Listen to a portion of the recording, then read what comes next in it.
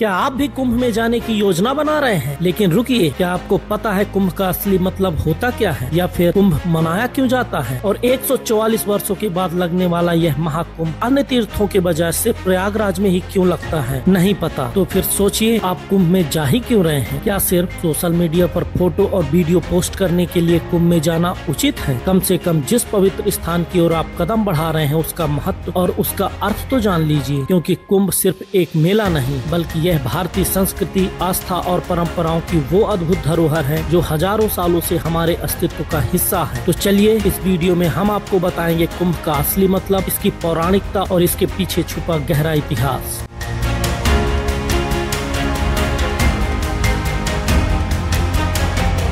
आइए जानते हैं कुंभ और महाकुंभ होता क्या है और ये लगते कब हैं।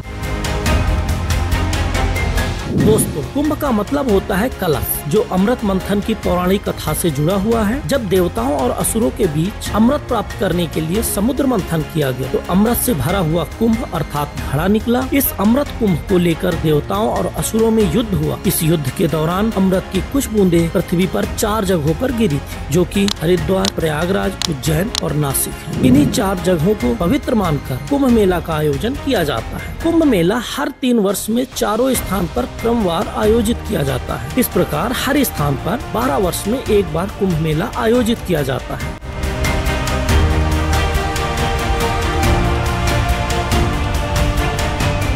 आगे बढ़ते हैं और जानते हैं महाकुंभ होता क्या है और यह 144 वर्ष बाद प्रयागराज में ही क्यों लगता है।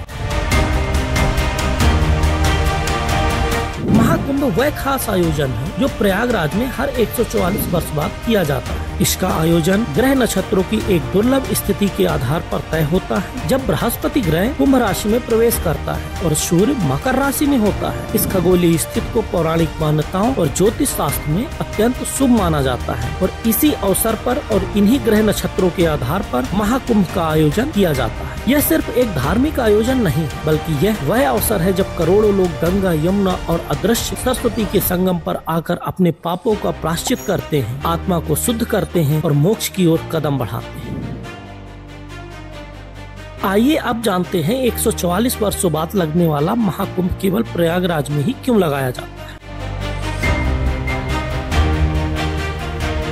प्रयागराज को प्राचीन समय में प्रयाग कहा जाता था, जिसका अर्थ है यज्ञ का स्थान। यह वही जगह है जहां ब्रह्मा ने सृष्टि की रचना के बाद पहला यज्ञ किया था। इस कारण इसे तीर्थों का राजा यानी तीर्थराज भी कहा जाता है। महाकुंभ का आयोजन उस समय होता है जब गुरु कुंभ राशि में एवं सूर्य मकर राशि में होता है। प्रयागराज का भौगोलिक स्थान इस खगोलीय स्थिति के लिए सबसे उपयुक्त माना जाता है। त्रिवेणी संगम पर इस दौरान स्नान करने से व्यक्ति को आध्यात्मिक शुद्धि एवं मोक्ष की प्राप्ति का सर्वोच्च अवसर प्राप्त होता है। त्रिवेणी संगम वह स्थान है जो पौराणिक, आध्यात्मिक और ज्योतिषी दृष्टि से सबसे पवित्र और विशेष माना जाता है।